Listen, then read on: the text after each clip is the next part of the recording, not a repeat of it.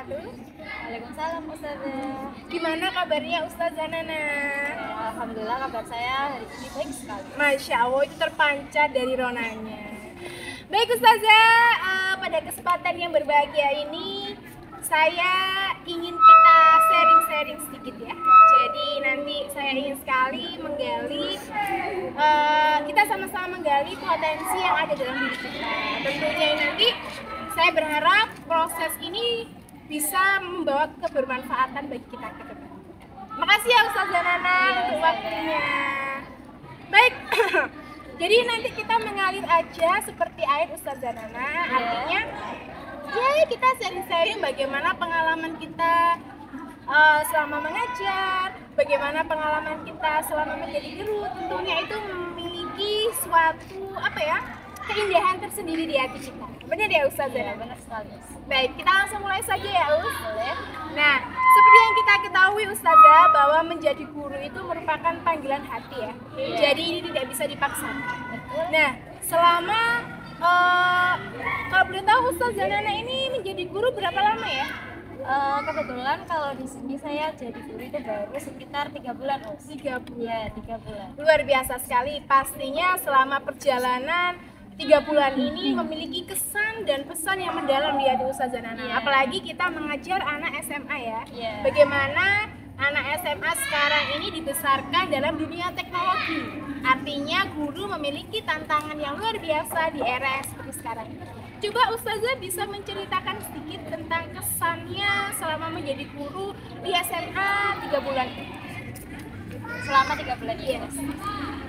Kesannya kebanyakan baik ya usia anak-anak di sini itu karakternya itu sangat bagus lah, sangat bagus. Terus saat pelajaran antusiasme mereka juga tinggi.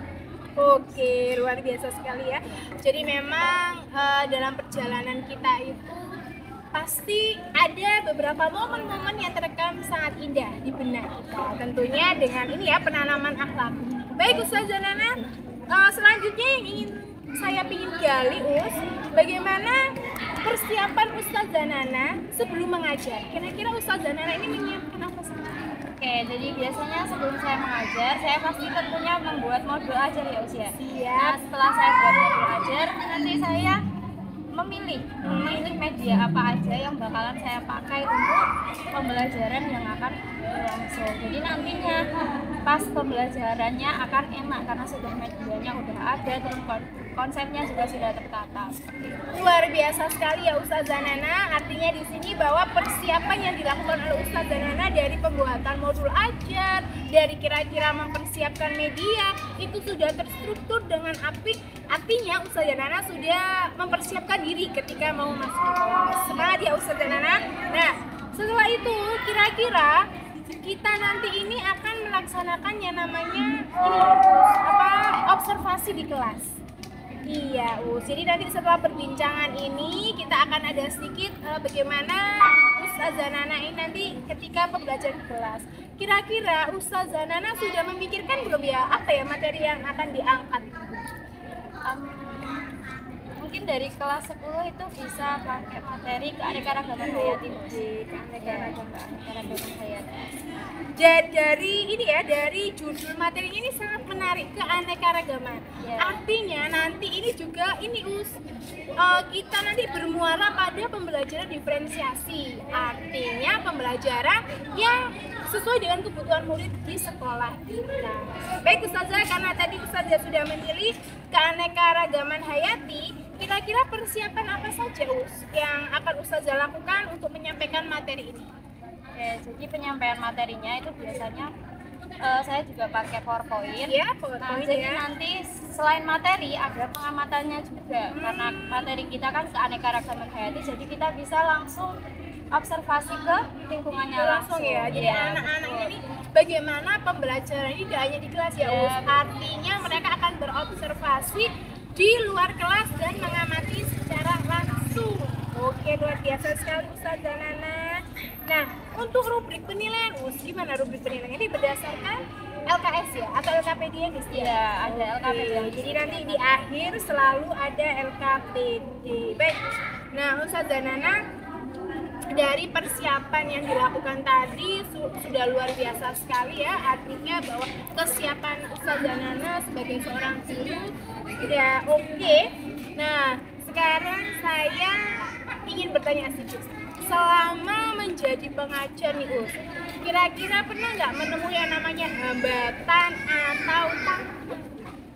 Kalau hambatan sama tantangan itu pastinya ada ya, Pasti Us, ada. ya. Nah, biasanya yang paling sering itu adalah siswi tidur. Itu Iya. adalah hambatan apa ya? Terapi kali ya. Yes, karena mungkin background kita ini ada di pondok pesantren dan rata-rata mereka aktivitasnya sangat padat sekali. Jadi ya mereka secara tidak langsung itu akan terbawa di kehidupan mereka, benar-benar. Nah, Us, ketika tadi menjumpai yang namanya tantangan atau hambatan, kira-kira apa langkah nyata dari Ustazah Nana untuk apa ya? Membangkitkan lagi semangat belajar ya? Biasanya saya ini dulu, saya konfirmasi dulu ke dia, kenapa kok tidur, apakah dia itu sakit atau enggak, atau hanya mengantuk. Kalau misalkan hanya mengantuk, jadi kan saya bisa menyuruh dia untuk ke kamar mandi biar dia kembali seger lagi gitu aja. Luar biasa sekali Ustazah Nana, artinya Ustazah Nana ini sudah mengkonfirmasi. Jadi tidak ibaratnya ujuk-ujuk langsung menjustifikasi, tetap ada konfirmasi. Nah nanti kita arahkan. Jadi Ustazah Nana secara tidak langsung ya sudah menerapkan pembelajaran yang berbasis sosial emosional. Bagaimana guru itu sebagai pemimpin pembelajaran yang mengetahui kondisi siswa. Oke, luar biasa sekali Ustazah Nana. Nah, terakhir Ustazah Nana, ketika tadi kita sudah berbincang-bincang tentang pesan, tentang bagaimana persiapan Ustazah Nana dalam mengajar, dan yang terakhir tantangan-tantangan yang dihadapi, kira-kira apa saja terakhir? Goal atau tujuan dari pembelajaran Ustazah Nana ini apa? Anak-anak ini harus bisa apa? Apakah anak-anak ini nanti anak-anak harus memiliki nilai yang tertinggi, ataukah ada harapan-harapan yang lain? Monggo silakan. Kalau saya itu tidak terpacu dengan nilai ya, jadi saya lebih baik pengennya anak-anak itu bisa memahami materi yang disampaikan tadi. Jadi nggak perlu nilai sempurna kalau dia nggak paham, kan sama aja. Jadi dia paham. Oke, luar biasa sekali. Jadi memang harapan kita semua ya tentunya Ustazah Nana, kita ini dapat mengantarkan anak-anak menuju ke cita-cita mereka. Dan itu semua bisa direalisasikan kalau anak-anak juga bisa kita arahkan. Iya, jadi harus ada ini ya apa? Saling berhubung balik. Iya. Luar biasa sekali Ustazah Nana. Pada kesempatan ini kita sharing ini, semoga nanti kita ketemu lagi Ustazah Nana di observasi secara langsung pembelajaran di kelas. Terima kasih untuk waktunya Ustazah Nana. Tetap semangat ya. Oke, baik. Assalamualaikum warahmatullahi wabarakatuh. Waalaikumsalam warahmatullahi wabarakatuh. Selamat pagi, Ustazah. Selamat pagi. Ayo silakan duduk dulu. Oke. Sebelum pelajaran kita mulai, kita berdoa dulu. Untuk ketua kelas silakan dipimpin untuk berdoa. A'udzu billahi minasyaitonir rajim. Bismillahirrahmanirrahim. Alhamdulillahi rabbil alamin. Arrahmanir rahim. Maliki yaumiddin. Iyyaka na'budu wa iyyaka nasta'in. Ihdinas siratal mustaqim. Siratal ladzina an'amta 'alaihim ghairil maghdubi 'alaihim waladdallin. Rabbighfirli wa liwalidayya wa lil mu'minina amin. Oke. Ini kan masih pagi ya? Udah sarapan semuanya? Sudah. Gimana kabarnya? Alhamdulillah, luar biasa. Allahu Akbar. Yes. Itu mah jawaban template yang keadaan sebenarnya dari kalian gimana kalau sekarang? Saya semua kan ya? Otomatis kalau kita bahagia, kita juga akan sehat.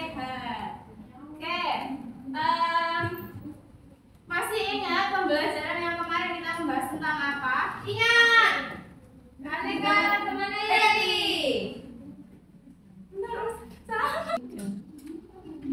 Oke, sebelum kita pembelajarannya dilanjut, saya mau ngucapin dulu ke ketua kelas tadi yang sudah memimpin doa. Nah, kira-kira ini sudah siap untuk pelajaran atau belum? Atau mau ice breaking dulu biar seger-seger gitu? Ice breaking dulu. Kita ice breaking dulu ya. Sebelumnya kalian sudah pernah ice breaking ini apa belum? Jadi kalau Ustazah bilang selamat pagi, maka kalian tepuk 1 kali. Kalau Ustazah bilang selamat siang, tepuknya 2 kali. Kalau Ustazah bilang selamat sore, berarti bilang tepuknya 3 kali. Pagi, siang, sore. Paham? Oke, mau contoh dulu? Selamat pagi. Selamat siang. Selamat sore. Oke, sekarang saya aja ya. Oke, selamat pagi. Selamat sore. Selamat pagi. Selamat siang. Selamat pagi. Selamat sore. Selamat pagi. Selamat pagi. Selamat siang. Selamat sore. Oke, sudah. Gimana? Siap-siap pembelajaran? Siap. Sebelum memulai pembelajaran ini, kita ingat-ingat dulu lagi ya pembelajaran yang kemarin. Masih ingat pertemuan kemarin kita membahas tentang apa?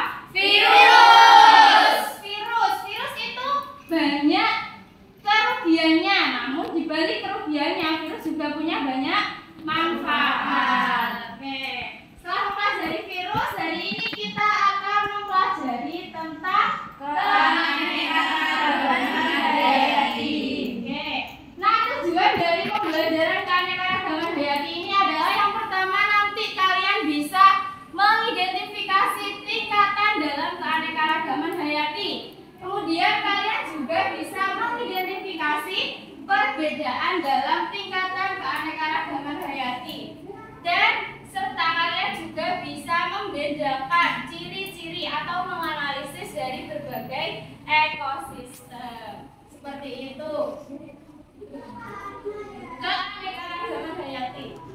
Asing nggak di telinga kalian kalimat itu? Enggak. Berarti kalau saya bilang keanekaragaman hayati, apa yang terpikirkan di benak kalian? Hidup. Ya. Kalau hidup yang gimana? Yang mana? Yang ada di sekitar kita. Apalagi hidup. Apa? Tingkatan makhluk hidup. Tingkatan makhluk hidup. Apalagi?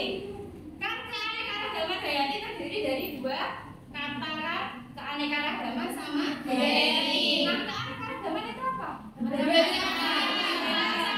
Kalau hayati hidup, makhluk hidup. Berarti keanekaragaman hayati adalah berbagai macam makhluk hidup atau berbagai macam spesies. Nah, Indonesia itu terkenal akan keanekaragaman hayatinya. Oke. Nah, 3 gambar ini apakah asing? Enggak. Yang pertama itu ada gambar apa? Yang Fresia arnoldii atau bunga rampai. Oke. Dari mana ya? Dari Bengkulu. Yang kemudian sampingnya burung. Dari yang paling bawah itu ada dari NTT. Kira-kira dari 3 gambar tersebut apa kesamaannya? Sama-sama tapi yang satu tumbuhan, yang satunya hewan. Oke, sama-sama makhluk hidup, ada tumbuhan, ada hewan. Langka. Sama-sama makhluk hidup yang langka. Mereka bertiga itu hewan-hewan yang langka. Padahal mereka adalah kekayaan Indonesia. Kalau misalkan hewan sama tumbuhan ini sampai langka, maka apa yang terjadi? Maka kita sebagai masyarakat bangsa Indonesia harus selalu berupaya untuk melestarikan hewan-hewan dan tanaman-tanaman yang langka. Dan kekayaan Indonesia ini tidak punah, tidak hilang. Oke.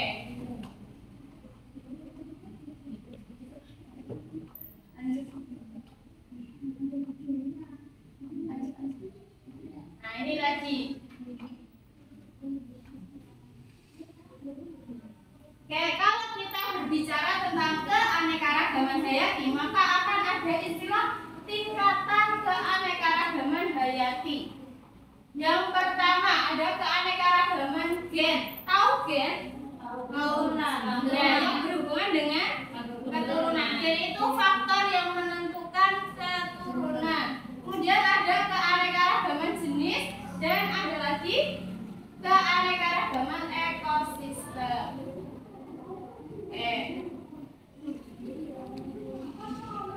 Nah itu yang pertama keanekaragaman gen.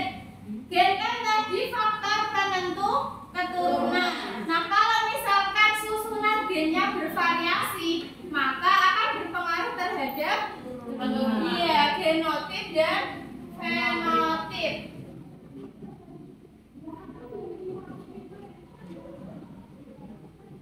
Kalau susunan gennya berbeda, maka hasil genotip dan fenotipnya pasti akan berbeda. Genotip itu yang sifat yang tidak tampak. Kalau fenotip itu yang tampak atau penampakan luar. Keanekaragaman gen disebabkan karena adanya variasi gen atau struktur gen dalam satu spesies makhluk hidup. Jadi satu spesies, tapi dia ada bermacam-macam lagi. Misalnya kucing. Nah, kucing nama spesiesnya kan Felis catus. Tapi kalau kita di Indonesia pasti kan ada yang namanya kucing.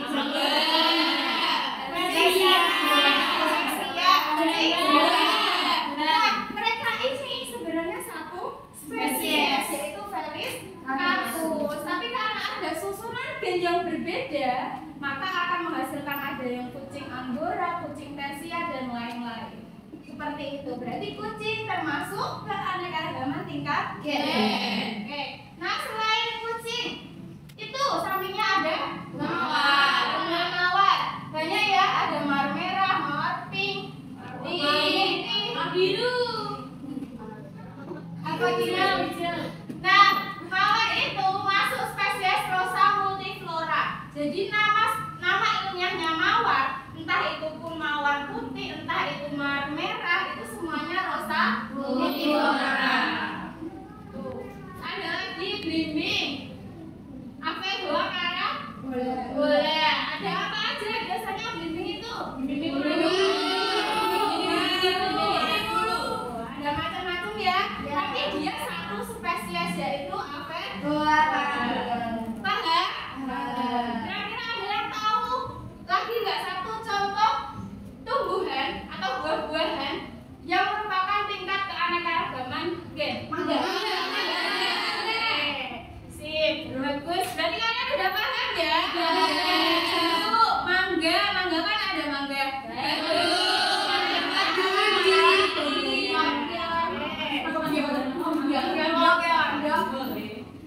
Jeruk kan juga macam-macam ya. Nah itu juga gen. Kemudian lanjut keanekaragaman jenis atau spesies.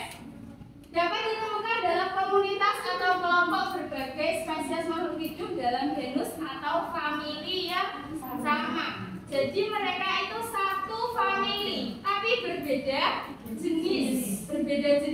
Kalau yang tadi kan satu jenis. Nah, kalau ini sudah berbeda jenis. Kalian masih ingat taksonomi?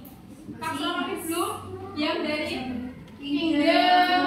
Nah, yang paling bawah kan spesies. Masih ingat? Masih ingat. Oke, misalkan contoh yang pertama itu kan Felidae. Felidae itu nama famili. Felidae. Nah, spesiesnya itu Panthera. Misalkan itu ada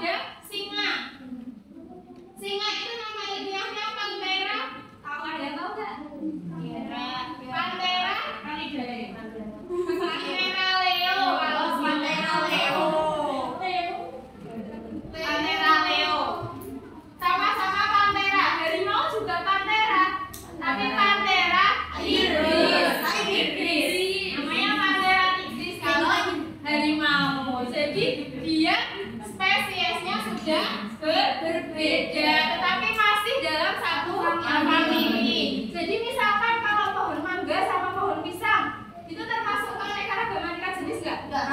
Bukan, karena tidak beda famili. Ada lagi contohnya kacang. Kacang itu familinya Fabaceae. Nah, kacang kan ada macam-macam. Ada kacang polong, kacang hijau, kacang panjang. Mereka itu beda, tetapi satu famili, beda jenis ya. Oke, paham? Paham. Lanjut.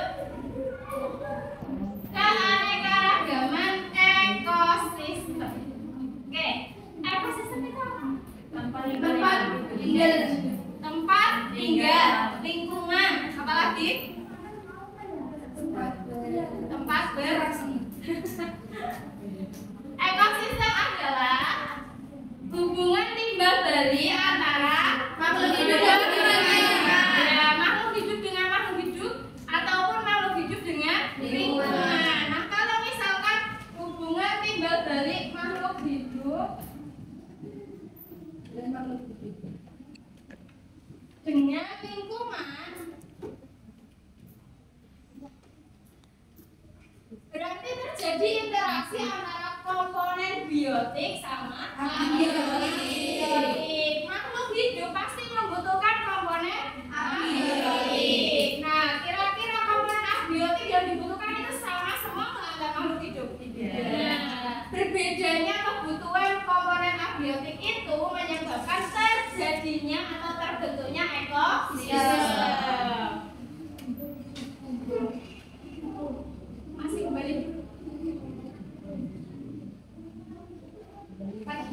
Nah, keanekaragaman akibat perbedaan letak geografis yang menyebabkan perbedaan iklim. Tahu gambar yang pertama? Tahu. Hutan. Ya, jadi ekosistem itu ada dua tipe, ada ekosistem daratan, ada juga ekosistem lautan. Kalau ekosistem daratan itu biasanya disebut bioma atau hutan, itu juga bisa. Nah, yang pertama gambar ada pohon-pohon menjulang tinggi, terus cahaya mataharinya itu sedikit kan? Ya, karena pohonnya yang tinggi itu adalah gambar hutan hujan tropis. Pernah dengar? Nah, di hutan hujan tropis ini pasti keanekaragaman hayatinya sangat sangat tinggi, sangat beraneka ragam. Oke, yang gambar kedua sampingnya kutub. Ya, kutub. Apakah berbeda sama yang pertama? Berbeda. Apa perbedaannya? Itu beda. Suhunya beda, iklimnya beda. Komponen abiotiknya sama enggak? Beda juga ya. Kalau komponen abiotiknya enggak sama, otomatis organisme yang hidup di dalamnya juga berbeda. Misalkan yang hidup di hutan hujan tropis apa? Harimau. Apakah kira-kira harimau bisa hidup di gurun es itu? Tidak. Apakah beruang kutub bisa hidup di hutan hujan tropis? Tidak. Jadi mereka punya adaptasi tersendiri untuk hidup di ekosistemnya. Paham? Paham. Yang bawah itu apa? Gurun pasir. Biasanya di mana gurun pasir?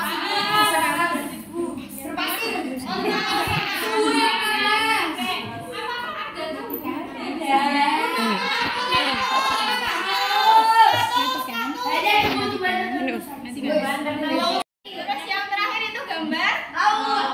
Ekosistem laut. Ada buahnya ya di situ ya. Oke. Paham? Paham.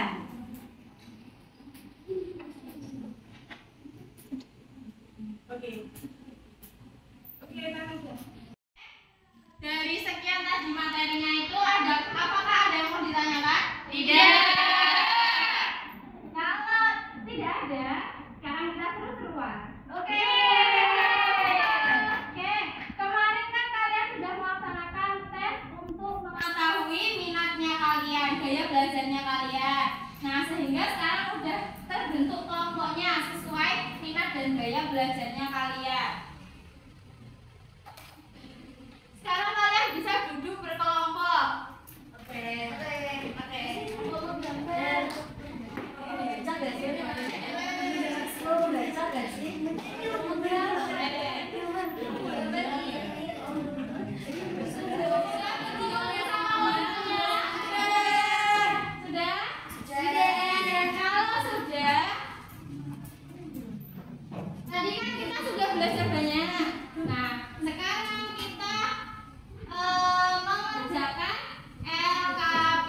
nih LKPD ya. Nah jadi selain mengerjakan LKPD nanti kita juga akan melakukan pengamatan secara langsung ke melihat tumbuh-tumbuhan atau hewan yang ada di sekitar sekolah kita ya. Jadi nanti tumbuhannya dianalisis, di sekolah ini ada tumbuhan apa saja.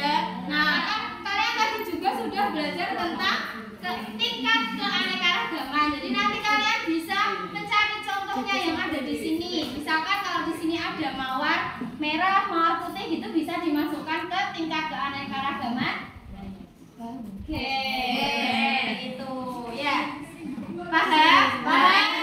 Kalau paham saya bagi LKPD-nya.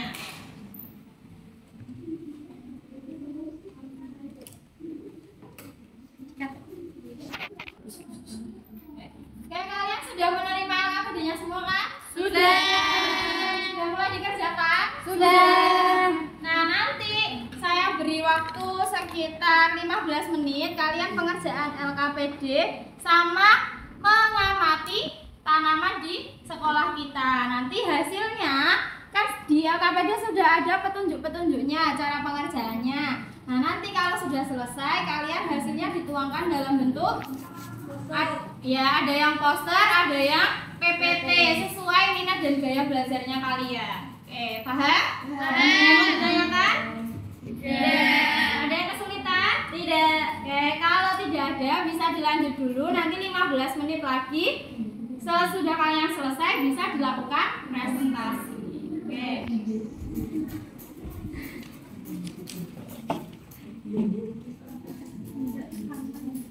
Ini apa ini pen ya? Ini kan ini juga pen.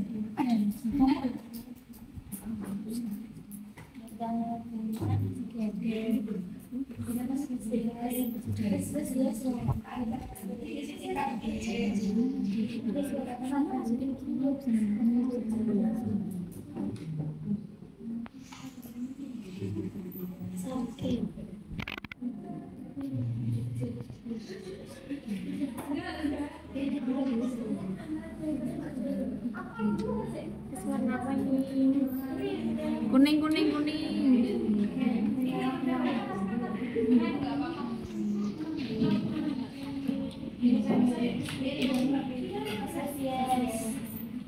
sudah 15 menit kan ya?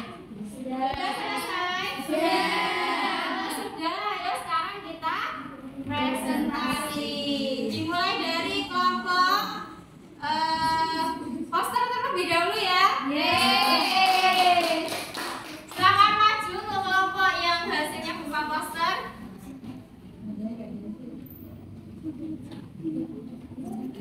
Assalamualaikum warahmatullahi wabarakatuh. Waalaikumsalam warahmatullahi wabarakatuh.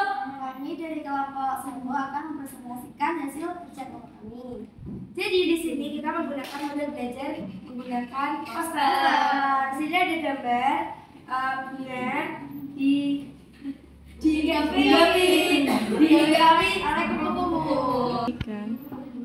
Assalamualaikum warahmatullahi wabarakatuh. Waalaikumsalam warahmatullahi wabarakatuh. Jadi kami dari kelompok 2 akan mempresentasikan hasil pengamatan kami di lingkungan sekitar sekolah tentang keanekaragaman hayati. Assalamualaikum warahmatullahi wabarakatuh. Kami dari kelompok 3 akan menyampaikan hasil kerja kelompok kita yang berupa poster bertema keanekaragaman hayati yang ada di Indonesia.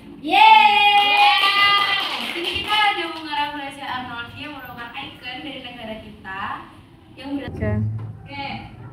Oke, tadi kalian sudah mengerjakan LKPD, sudah pengamatan juga, sudah presentasi juga. Nah, sekarang saya ingin satu siswa yang ingin menyampaikan kesimpulan dari pembelajaran hari ini. Siapa?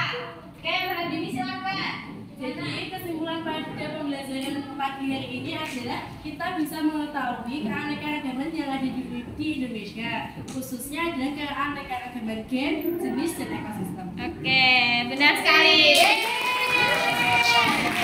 Jadi hari ini kita sudah mempelajari tentang tingkat jenis sama tingkat ekosistem. Kita harus selalu menjaga satwa-satwa dan juga flora-flora yang ada di Indonesia agar tidak punah. Nah, tujuan kita mempelajarinya ya agar kita bisa melestarikannya. Oke, ada pertanyaan lagi? Iya. Kalau tidak ada, saya akhiri untuk hari ini. Sampai jumpa di pertemuan selanjutnya. Ya, tolong jaga kesehatan ya. Dan jangan lupa bahagia. Oke?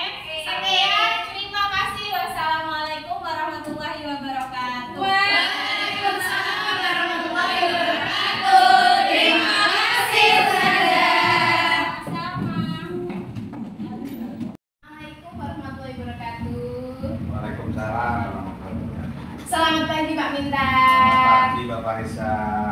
Iya, selamat datang di SMA Plus Al Fatimah. Kembali lagi dalam PI kita yang ke-5. Baik, Pak Mintar. Ini kan nanti PI-nya tentang proses coaching ya, dengan rekan sejawat. Nah, ini kebetulan ini Pak teman saya. Perkenalkan, namanya? Nama saya Anak Sultan Sabah. Guru biologi. Jadi kemarin itu Pak Mintar kita sempat berbincang atau melaksanakan praktek coaching, dimulai dari pra-observasi dan juga saya melihat ketika di dalam kelas kegiatan observasi dan yang terakhir ini kita pada sesi pasca observasi. Nah, Pak Mintar, mungkin langsung bisa kita mulai. Langsung silakan Bapak Risa. Terima kasih Pak Mintar. Nah, Assalamualaikum Ustazah. Waalaikumsalam Ustazah. Gimana kabarnya hari ini? Alhamdulillah sehat, baik, bahagia sih Mas. Luar biasa sekali. Nah, Mbak, Ustazah, kita akan ini ya melakukan pasca observasi. Jadi kita akan coba sama-sama menggali apa saja mungkin kemarin kita menjumpai situasi di dalam kelas tersebut, entah itu tantangan, entah itu hal-hal yang mungkin menarik bagi Ustazah ketika melakukan pembelajaran di kelas. Baik, bisa kita mulai Ustazah? Nah, dimulai dari yang pertama ya Us. Saya ingin tahu nih, ketika kemarin Ustazah sudah melaksanakan pembelajaran itu tadi ya, perasaan yang pertama kali Ustazah rasakan ketika keluar dari pintu kelas itu seperti apa?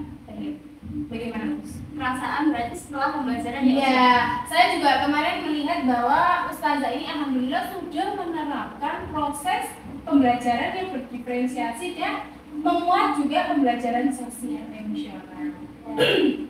Jadi saya kemarin lumayan senang sama pembelajarannya, soalnya antusias siswanya itu tinggi banget pas pembelajaran. Jadi pembelajaran ini mendapatkan ini ya feedback yang baik ya, artinya dari anak-anak. Nah, kita sekedar flashback sebentar bahwa Ustazah ini mengajar 3 bulan. Ya, sekitar 3 bulan. Jadi luar biasa selama 3 bulan ini pasti hal yang pertama malah saya tanya itu Ustazah. Jadi saya pengen ada perbedaan enggak? Jadi intinya sebelum menerapkan pembelajaran berdiferensiasi dan sosial emosional kira-kira ada ya perbedaan ya? Tentu saja ada sih ya. Bagaimana? Mungkin kalau dengan adanya pembelajaran berdiferensiasi kan murid semakin nyaman ya. Soalnya dia sudah dikelompokkan berdasarkan minatnya. Jadi mereka enjoy saat pembelajaran. Ya Allah, luar biasa, terpancar dan berwarna wajah.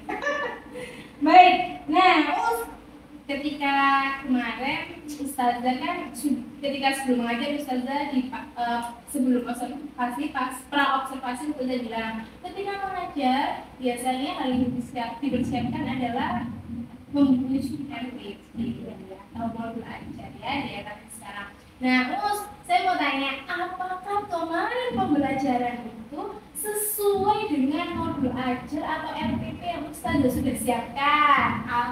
Alhamdulillah sesuai ya. Jadi memang pembelajaran itu sudah tersusun secara rapi. Luar biasa sekali Us. Nah, yang ketiga, apakah Ustazah bisa menciptakan kira-kira hal menarik apa yang Ustazah dapatkan ketika kemarin melakukan pembelajaran bersama? hal-hal baru, entah itu hal-hal baru, entah itu hal-hal yang menarik bagi Ustazah. Sebelum pembelajaran kan materinya kebetulan kan keanekaragaman hayati yang mungkin bacaannya itu sangat banyak. Nah saya kira pas pembelajaran berlangsung anak-anak itu akan bosan, tapi ternyata tidak, mereka tidak bosan sama sekali pembelajaran. Lihat suasana hidup ya. Ini kan bergantung gurunya, ini guru yang luar biasa juga ini yang guru Andil.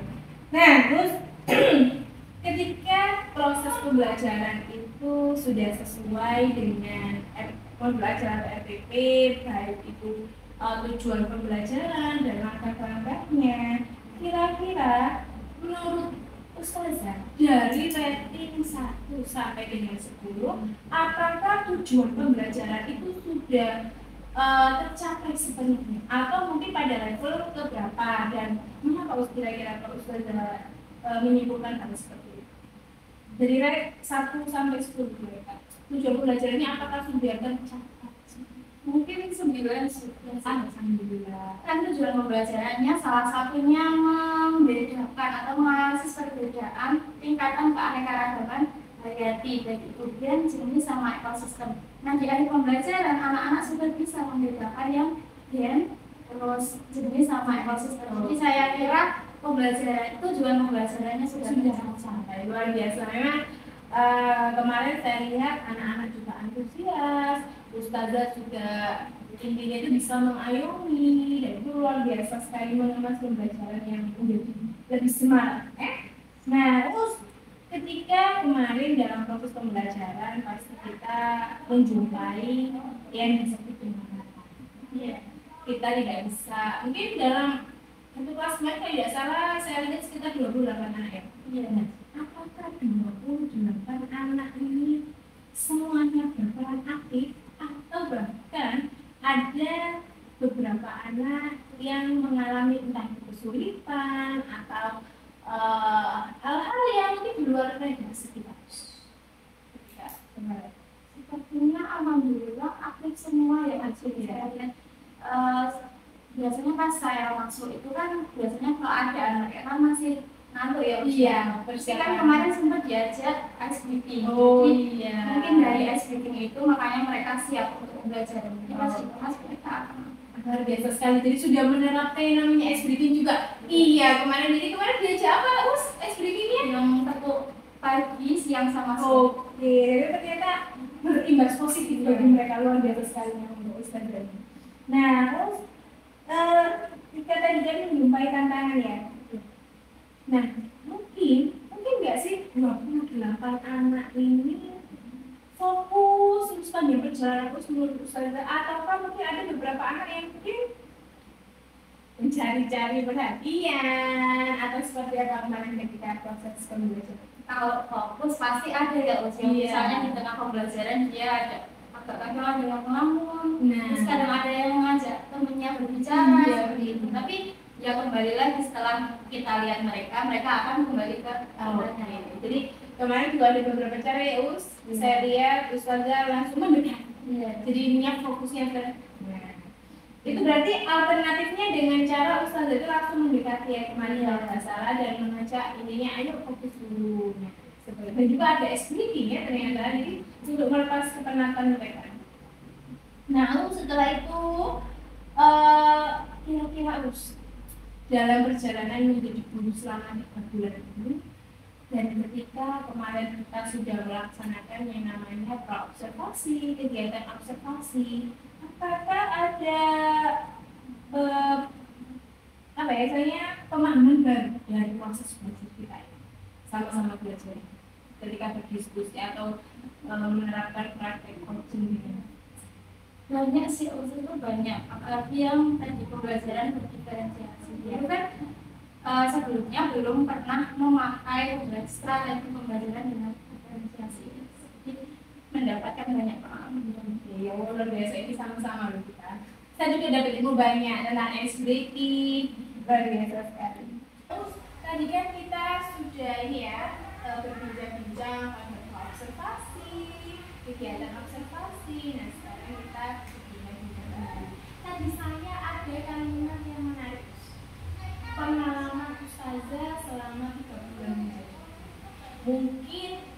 tidak bisa selurus jalan tol, pasti ada tikungan-tikungan tajam. Nah, coba kira-kira apa tikungan-tikungan tajam yang mungkin Ustazah ini pernah jumpai atau pernah lalui? Salah satu Yang sering saya jumpai itu biasanya Ustazah juga pasti sudah tahu kalau siswa biasanya akan ngantuk. Iya, oh benar-benar. Nah, Ngantuk. ini memang karena background kita adalah pondok pesantren yang notabene anak-anak ini sangat padat. Mereka harus bangun jam 3, tapi jam 7 sudah harus standby di sekolah, dan ini luar biasa sekali situasi yang seperti ini. Nah, ketika menjumpai situasi yang seperti itu, kira-kira langkah atau cara yang ditempuh oleh Ustazah Nana seperti apa? Kalau langkahnya biasanya saya pertama itu saya menggunakan SBK. Jadi biasanya bisa di awal kelas, mungkin pas saya masuk kalau misalkan keadaannya anak-anak pada ngantuk itu saya ajak SBK. Nah, kan misalkan di awal sudah nggak ngantuk, terus di tengah-tengah kadang juga bisa ngantuk lagi. Nah, itu biasanya saya ajak SBK lagi. Luar biasa sekali. Atau saya juga memakai cara lain selain SBK itu biasanya saya mengadakan kuis. Saya ajak kuis, tapi kuis yang asyik menurut mereka. Jadi biasanya saya pakai kuisis. Yang terbaru ya. Iya. Nah, keadaannya mereka kan nggak bisa pegang smartphone ya usia. Jadi biasanya kalau di kuisis itu bisa pakai barcode. Jadi persiswanya pegang barcode. Biasa Kita bisa sekali. scan jawabannya dari barcode-nya. Luar biasa. Kan mereka bahagia senang gitu, harus merasa ada hal baru. Jadi mereka nggak mengatur. Oke. Ya, luar biasa sekali ya, memang perjalanan menjadi seorang guru kita pasti ada yang namanya tantangan, dan Ustazah Nana sudah berusaha. Nah, untuk yang pertama tadi menggunakan SBK sebagai pemantik atau pemicu semangat mereka, dan SBK itu mungkin bisa dilakukan di depan, bahkan di tengah-tengah, bergantung dengan kondisi kelas ya. Jadi kondisi kelas menurut Ustazah Nana ini berbeda-beda, nggak bisa disamakan. Ini yang kedua tadi penggunaan atau pemanfaatan teknologi. Tentunya kalau di pondok memang harus terbatas ya. Tapi Ustazah Nana bisa memberikan hal yang baru, hal yang segar, yaitu cukup dengan barcode yang diberi dalam kertas, artinya mereka bisa ikut belajar. Ya, luar biasa sekali Ustazah Nana. Jadi pada kesempatan ini Ustazah sudah sangat luar biasa sekali, dan mungkin satu kali ya Ustazah, terus kira-kira apakah anak-anak ini menurut Ustazah bisa anak-anak ini apakah bisa memotivasi Ustazah untuk terus berkembang dan terus belajar? Sangat bisa. Ya. Jadi memang bahagia karena setiap hari saya ketemu mereka. kegiatannya juga tertarik. Luar biasa sekali Ustazah Nana. Pada kesempatan yang kali ini saya harap semua tujuan dan cita-cita Ustazah, baik untuk Ustazah maupun untuk anak-anak, bisa direalisasikan dengan proses yang berkelanjutan. Yes. Tetap semangat, dilarang sampai. Baik. Nah, demikian pamitan proses coaching saya dengan Ustazah Uswatun Hasan, anak Uswatun Hasan. Oke, terima kasih Ustazah, sudah luar biasa. Terima kasih Ustazah.